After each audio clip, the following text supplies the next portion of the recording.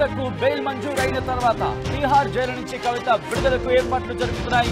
రాత్రి 7 గంటలకు కవిత విడుదల కాబోతున్నారు. ఆటోలో తిహార్ జైలుకు బయలుదేరారు మాజీ మంత్రి కేటీఆర్, అలాగే మాజీ మంత్రి హరీష్ రావు. విజువల్ మీరు చూస్తున్నారు. మాజీ మంత్రి కేటీఆర్ అలాగే హరీష్ రావు, దాంతో పాటు మరికొంతమంది కీలక నేతలు కూడా విజువల్లో చూడొచ్చు. వాళ్ళందరూ కూడా అక్కడికి చేరుకున్నారు. డీల్ ఆ ఆటోలో అక్కడికి చేరుకుంటున్న విజువల్స్ మీరు చూస్తున్నారు. మరి కాసేపట్లో కోర్టుకి వెళ్లి షూరిటీ పత్రాలు సమర్పించబోతున్నారు. తర్వాత ట్రయల్ కోర్టు నుంచి జైలుకి మేలు వెళుతుంది. విజువల్లో మీరు చూస్తున్నారు. పూర్తిగా ఆటో కిక్కిరిసిపోయింది బీఆర్ఎస్ నేతలతోని. అనంతరం జైలు నుంచి ఈ ఆటోలో అక్కడికి వెళ్తారు. వెళ్ళిన తర్వాత జైలు నుంచి బయటకు రాబోతున్నారు కవిత. విజువల్స్ లో మీరు చూస్తున్నారు. ఇటు కేటీఆర్ తో పాటు హుజూరాబాద్ ఎమ్మెల్యే పాడి కౌశిక్ రెడ్డి కూడా విజువల్ మీరు చూడొచ్చు.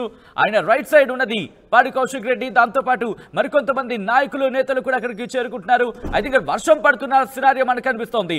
ఆటోలో కిక్కిరిసిపోయారనే చెప్పుకోవాలి. కిక్కిరిసిపోయే ఆటోలో అక్కడికి చేరుకుంటున్నారు మాజీ మంత్రి కేటీఆర్ అలాగే హరీష్ రావు. వీళ్ళిద్దరూ కూడా ఇప్పుడు ఢిల్లీలోని తిహార్ జైలుకి వెళ్లబోతున్నారు. తిహార్ జైలు నుంచి కవిత విడుదలకు ఏర్పాట్లు జరుగుతున్నాయి. రాత్రి 7 గంటలకు కవిత విడుదల కాబోతున్నారు. ఆటోలో తిహార్ జైలుకు బయలుదేరారు మాజీ మంత్రులు కేటీఆర్, హరీష్ రావు. కాసేపట్లో కోర్టుకి షూరిటీ పత్రాలు సమర్పించబోతున్నారు.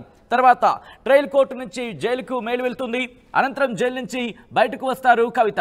ఇవాళ రాత్రి ఢిల్లీలోనే ఉండబోతున్నట్టుగా తెలుస్తోంది కవిత, కేటీఆర్, హరీష్ రావు. ఆ తర్వాత అంటే రేపు ఢిల్లీలో బీఆర్ఎస్ నేతల ప్రెస్ మీట్ ఉండబోతోంది. రేపు మధ్యాహ్నం ఢిల్లీ నుంచి హైదరాబాద్కు రాబోతున్నారు కవిత. దానికి సంబంధించిన బ్రేకింగ్ న్యూస్ చూస్తున్నారు. ప్రెసెంట్ ఢిల్లీలో ఎటువంటి సినారియో ఉంది, ఎన్ని గంటలకు ఎన్ని గంటలకు ఇటు హరీష్ రావు అలాగే కేటీఆర్ చేరుకోబోతున్నారు, ఎందుకు ఆటోలో వెళ్లాల్సిన పరిస్థితి, అప్డేట్స్ అందించేందుకు మా ప్రతినిధి రామకృష్ణ ఢిల్లీ నుంచి లైవ్ లో సిద్ధంగా ఉన్నారు. రామకృష్ణ, ప్రెసెంట్ ఢిల్లీలో ఎటువంటి సినారియో ఉంది? ఇటు మాజీ మంత్రులు కేటీఆర్, హరీష్ రావు వీళ్ళిద్దరూ కూడా ఆటోలో బయలుదేరినట్టుగా తెలుస్తుంది. ఎందుకు ఆటోలో బయలుదేరారు?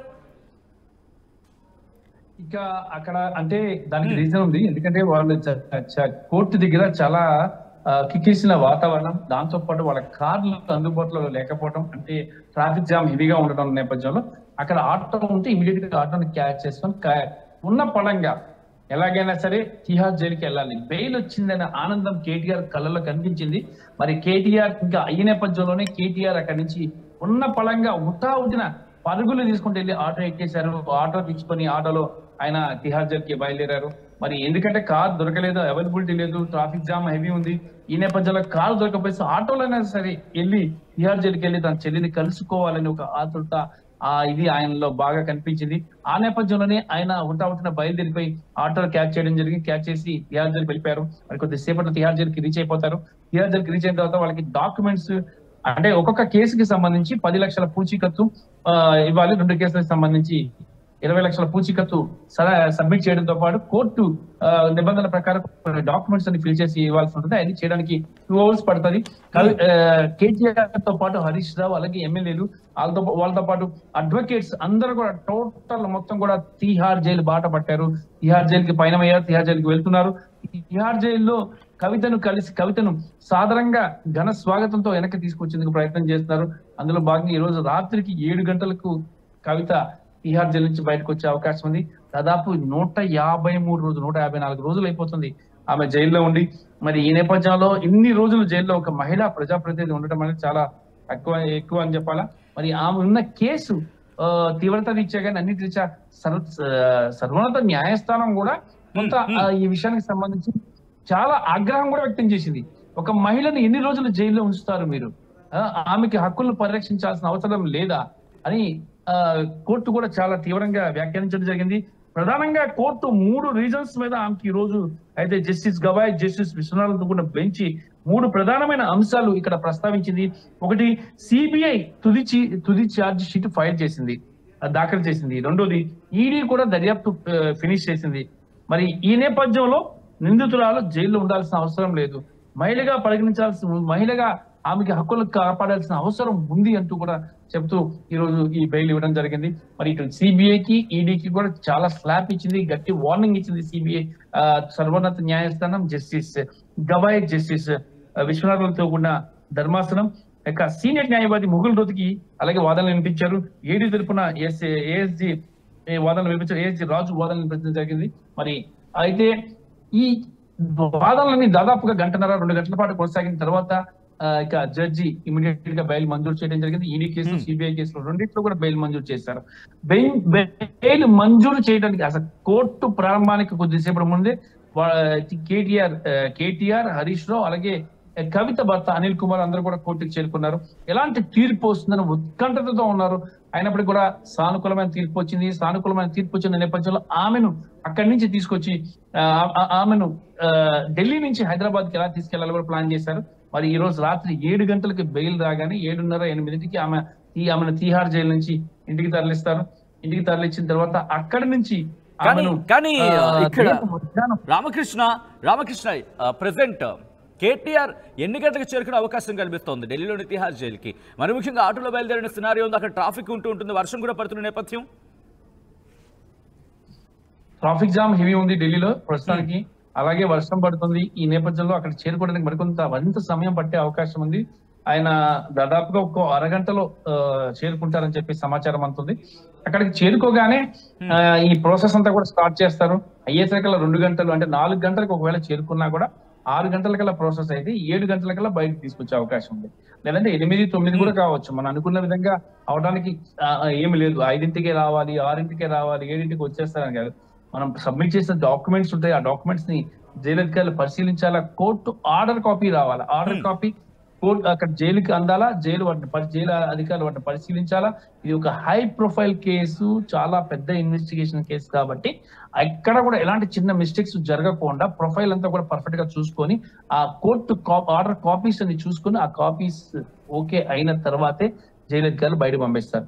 7 గంటలకి అని కాదు, 8, 9, 10 కూడా అవచ్చు బయటికి రావడానికి, అందులో డౌటే లేదు. మరి ఆ గతంలో ఎందుకంటే చాలా కేసులు ఇలాగైంది. అంతకుముందు అరవింద్ కేజ్రీవాల్ కేసులో కూడా అలాగే అయింది. మనీష్ సిసోడియా కేసులో కూడా చాలా డిలే అయిపోయింది. ఇలాగా ఈ కేసుల విషయాల్లో ఏంటంటే అక్కడ ఉన్న పరిస్థితులు, కోర్టు ఆర్డర్స్ వాటన్నిటి బేస్ చేసుకుని ఉంటుంది. ఆ తర్వాత ఆమెను ఇవాళ నైట్ కి ఇంటికి వెళ్తారు. రేపు మధ్యాహ్నం వరకు కూడా ఢిల్లీలో ఉంటారు. అంటే ఇక్కడ ఒక విషయం ఏంటంటే కేటీఆర్, హరీష్ రావు, కవిత ముగ్గురు కూడా నేషనల్ మీడియాను ఉద్దేశించి మాట్లాడే అవకాశాలు కనిపిస్తున్నాయి. వాళ్ళతో మాట్లాడి ఆ తర్వాత ప్రత్యేక విమానంలో ఆమెను హైదరాబాద్ తీసుకెళ్తారు. హైదరాబాద్ లో భారీ ఏర్పాట్లు చేస్తున్నారు. ఇక్కడ ఈ రోజు రాత్రికి ఆమె రిలీజ్ అవుతుంది కాబట్టి ఈ రోజు రాత్రికి భారీ ఏర్పాట్లు, అంటే తిహార్ జైలు నుంచి ఈ రోజు నైట్ తనకి రైట్ ఈ రోజు నైట్ కి సంబంధించి పూర్తిగా క్లారిటీ వచ్చే అవకాశం కనిపిస్తోంది ఏం జరగబోతుంది అనేది. Thank you so much Ramakrishna for the update. ఒకసారి విజువల్ మీరు చూస్తున్నారు. ఏ అన్నకు మాత్రం సంతోషం ఉండదు, ఇన్ఫాక్ట్ తన చెల్లి జైలు నుంచి బయటకు వస్తుందంటే ఆ ఉరుకులు పరుగులకు సంబంధించి ఎంతటి వాడైనా అన్నే చెల్లెమ్మంటే ఆ ఇష్టం ఉంటుంది. ఈ నేపథ్యంలోని ఆ హంగు ఆర్భటాలన్నీ వదిలేసుకునే సందర్భాలు కూడా కొన్ని సందర్భాలు చూస్తూ ఉంటాం. ఈరోజు ఆ విజువల్ మీరు చూస్తున్నారు. మాజీ మంత్రి కేటీఆర్ ఆటోలో తన చెల్లిని కలుసుకోవడానికి తిహార్ జైలుకి బయలుదేరుతున్న విజువల్స్ మీరు చూస్తున్నారు. ఆయనతో పాటు ఆ పక్కన హుజూరాబాద్ ఎమ్మెల్యే పాడి కౌశిక్ రెడ్డితో పాటు మరికొంతమంది బీఆర్ఎస్ నేతలు ఆటోలు వెళ్తున్న సందర్భాన్ని మనం చూస్తున్నాం. మొత్తంగా అయితే మాత్రం ఈరోజు మాజీ మంత్రులు కేటీఆర్, హరీష్ రావు అలాగే మెల్సి కవిత కూడా ఈరోజు ఢిల్లీలోనే ఉండబోతున్నారు. మా ప్రతినిధి మధు అప్డేట్స్ అందించేందుకు లైవ్ లో సిద్ధంగా ఉన్నారు. మధు, చాలా ఇంట్రెస్టింగ్ డెవలప్మెంట్ గానే చెప్పుకోవాలి. ఎందుకంటే ఇటు ఆటోలో వెళ్తున్న సినారియో చాలా ఉరుకులు పరుగులుగా వెళ్తున్నారు. ఎందుకనంటే ఈ రోజే తీసుకొచ్చే ప్రయత్నమా, లేకపోతే ఆ ప్రొసీజర్ని వేగవంతం చేయాలనా, బీఆర్ఎస్ ఎటువంటి చర్చ జరుగుతోంది మధు? ఎగ్జాక్ట్లీ, నిజంగా జనరల్గా జరిగేటువంటి ప్రొసీజర్ ఇదంతా కూడా కోర్టు నుంచి బెయిల్కి సంబంధించినటువంటి అంశాలను, తర్వాత బాండ్ రూపంలో 10 లక్షల పూచీకత్తుకు సంబంధించినటువంటిది సమర్పించాల్సినటువంటి అవసరం ఉంది. దీనికి సంబంధించిన అంత డీటెయిల్స్ తీసుకొని అక్కడ జైలు అధికారులకు అందించాల్సినటువంటి అవసరం ఉంది. అంతా జనరల్గా జరిగేటువంటి ప్రాసెసే, మనం ఇవ్వకుండా జరగాల్సినటువంటి ప్రాసెసే. కానీ త్వరగా బయటికి రావాలనుకుంటే ఈ రోజే బెయిల్ వచ్చింది కాబట్టి ఈ రోజు సాయంత్రం లోపల కనుక జైలు నుంచి బయటికి రావాలంటే ఈ ప్రాసెస్ అంతా నిమిషాల వ్యవధిలో, గంటల వ్యవధిలో దీన్ని కంప్లీట్ చేసుకోవాల్సినటువంటి అవసరం ఉంది. ఆల్రెడీ 3 గంటల 20 నిమిషాలు అవుతుంది. ఆల్రెడీ ఇప్పుడు 3 గంటల 24 నిమిషాలు అవుతుంది. కాబట్టి కేవలం సాయంత్రం 5 గంటల లోపలనే జైలు నిబంధనలు అనుమతిస్తారు. కాబట్టి 5 గంటల లోపలనే దీనికి సంబంధించిన ప్రాసెస్ పూర్తి కావాలి. బెయిల్కి సంబంధించినటువంటి డీటెయిల్స్ జైలు అధికారులకు అందించాల్సినటువంటి అవసరం ఉంది. తర్వాత డిలే అయినప్పటికి కూడా, అంటే బెయిల్, పూచీకత్తు వీటికి సంబంధించినటువంటి లీగల్గా సబ్మిట్ చేయాల్సినటువంటి అంశాలన్నింటినీ అక్కడ అందజేసిన తర్వాత జైలు అధికారులు 6 తర్వాత 7 తర్వాత కూడా రిలీజ్ చేయొచ్చు. కానీ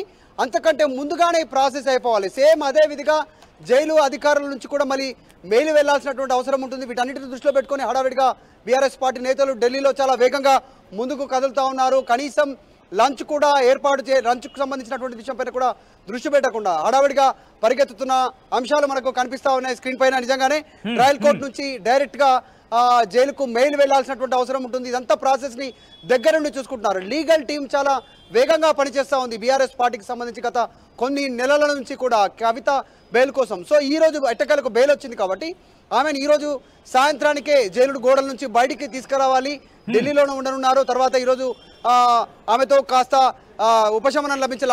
ఆమెతో టైం స్పెండ్ చేసిన తర్వాత కుటుంబ సభ్యులు హరీష్, కేటీఆర్, ఆమె కవిత భర్త అనిల్ వీళ్ళంతా అక్కడే ఉన్నారు ఢిల్లీలో. వీళ్ళంతా కాస్త ఢిల్లీలోనే ఉండనున్నారు ఈ రోజు రాత్రికి. రేపు మధ్యాహ్నం ఢిల్లీలో మీడియా సమావేశం పెట్టనున్నట్టుగా తెలుస్తా ఉంది. మీడియా సమావేశం తర్వాత అక్కడ వివరాలను వెల్లడించి కేసుకు సంబంధించి ఏ రకంగా ఇబ్బందులు ఎదురాయి, ఎందుకు వెళ్లాల్సి వచ్చింది, ఇప్పుడు బెయిల్ వరకు జరిగినటువంటి అన్ని అంశాలను కవిత కాకుండా కవిత తరఫున బీఆర్ఎస్ పార్టీ నేతలు మాట్లాడేటువంటి అవకాశం ఉంది. అక్కడనే కేటీఆర్, హరీష్ రావు. కవితకు కండిషన్లు ఉన్నాయి. మీడియాతో మాట్లాడొద్దు, ఎక్కడా వెళ్ళొద్దు, తర్వాత పాస్పోర్ట్ సబ్మిట్ చేయాలి, నిబంధనలు ఆ ట్రయల్కు హాజరు కావాలి, ఎవరి కేసులో ఇన్వాల్వ్ ఉన్నటువంటి వారిని ఎవరిని కలవద్దు, ఎవరిని ఇన్ఫ్లుయెన్స్